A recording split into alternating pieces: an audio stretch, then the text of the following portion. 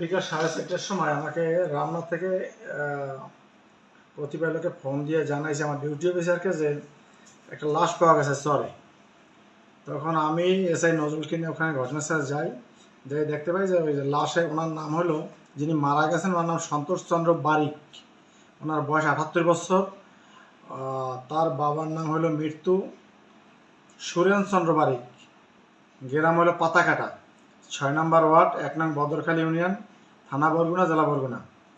এই লোক গত 10 তারিখ এই মাসেরই এই 10 তারিখ থেকে তাকে নিখোঁজ হয় বাড়ি থেকে। তো তারপরে তারা মাইকিং করছে এবং বিভিন্ন জায়গায় লিফলেট বিতরণ করছে। তাকে এক পর্যায়ে না পাইয়া এই লিফলেট আজকের এই রামনায় ছিল, এই এখানকার স্থানীয় জনতা তার লাশ ওইরকম চরে দেখিয়ে তারপরে লিফলেটের নাম্বারে কল দিয়েছে। তারপর ওনার 4 জন ছেলে তারা সবাই আসছে, আর শনাক্ত করছে যে তার বাবা। তো তার বয়স 78 বছর। তাদের বক্তব্য হলো যে সে মাথা কাঁপাইতো এবং বিভিন্ন সময় অসুস্থ হয়ে পড়তো, তার শারীরটা খুব ভালো ছিল না। যে সে নদীর ঘাটে পড়িয়া পানিতে পড়ে মারা যায় এবং জোয়ার ভাটায় ভাইসিয়া হয়তো এখানে সে চরে বাঁচছে, যে কারণে লাশ পৌঁছে গেলে এখন কিছুটা বিকৃতি হয়েছে। তারা কাউকে সবার সন্দেহ করছে না এবং তারা কাউকে মানে কোনো মামলা মোকদ্দমা যেতে চাচ্ছে না।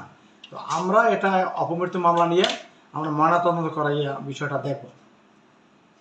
স্যার, ময়নাতদন্ত করানোর পর্যায়টা প্রক্রিয়া দিন। থানায় কোনো জিডি করে নাই, তবে মাইকিং করছে এবং লিফলেট দ্বারা প্রচার করছে, তারা জিডি করেনি। কয়টায় সে বাড়ি থেকে বের হয়েছে, বলছে যে আমি মানে সন্ধ্যার পরে বাজারে যাই, একটু চা খাইয়ে আসবো, ঠিক আছে। তো হঠাৎ মানে একটু প্রেশারের রুগী এবং তার শরীরও খারাপ, ঠিক আছে। বলছে যে বাজারে যে চা খাইয়ে আসি, ঠিক আছে। আর আমি ছিলাম বাজারে, আমি একজন দোকানদার। বাজারে থাকার পর মায়ের রাত্র 8টায় ফোন দিয়েছে, তোর বাবা বাড়িতে আসে নাই, ঠিক আছে। আমি বললাম তাহলে দেখো মানে পাশের কোথাও মানে আসে নাকি। এরপরে হঠাৎ করে মানে আমি বাড়িতে যাই দোকান বন্ধ করে, যে আশেপাশে খোঁজাখুঁজি করেছে, প্রেশারের রুগী পড়িয়ে যেতে পারে কোথাও, ঠিক আছে।